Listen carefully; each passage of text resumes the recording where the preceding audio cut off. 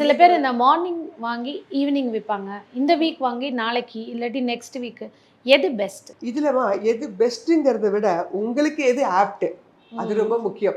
ஏன்னா டெய்லி ட்ரேடிங்ல நான் சக்ஸஸ் பண்ணிட்டு இருக்க ஒரு ஆள்கிட்ட போய் கேட்டிங்கன்னா டெய்லி ட்ரேடிங் தாங்க சக்ஸஸ், அன்னன்னைக்கு லாபமோ நஷ்டமோ முடிச்சுட்டு நாங்கள் நிம்மதியாக தூங்கிக்கிறோம் இப்படி சொல்லுவாங்க அவங்க.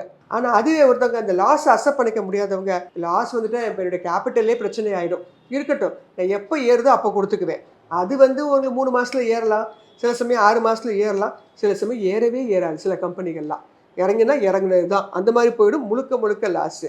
ஸோ இப்படி ஒரு கேட்டகரி இருக்குது. இல்லை வருஷக்கணக்கில் வச்சிருக்கும் போது எனக்கு 100 ரூபாய்க்கு வாங்கின ஷேர் 2000 ரூபா வரைக்கும் தான் போயிருக்கு. ஸோ இப்படி ஒரு கேட்டகரி இருக்குது. ஸோ உங்களுக்கு எது ஆப்ட் அப்படிங்கிறத அந்தந்த இண்டிவிஜுவல்ஸ் அவங்களுடைய ஃபினான்ஸ் பொசிஷன் என்ன, அவங்களுடைய ரிஸ்க் எடுக்கக்கூடிய திறன் என்ன.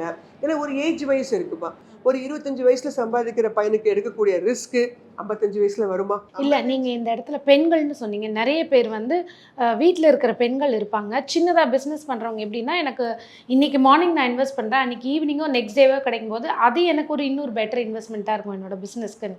அப்படி இருக்கிறவங்களுக்கு நீங்க என்ன சொல்ல விரும்புறீங்க? பெண்களை பொறுத்த மட்டும் இங்கே ஷேர் மார்க்கெட்டில் வரதே ரொம்ப கம்மியாக இருக்கிறாங்க. ஸோ அதுதான் எனக்கு மிக மிக வருத்தம். ஏன்னா ஒரு ஃபினான்ஸ் மினிஸ்டரை 9 வருஷமா நிர்வாக திறனை பார்க்கறதுக்காக நம்ம உட்கார வச்சிருக்கிறோம். ஆனால் எத்தனை வீடுகளில் பெண்கள் உங்களுடைய ஃபினான்ஸ் பொசிஷனை கையில் வச்சிருக்கீங்க?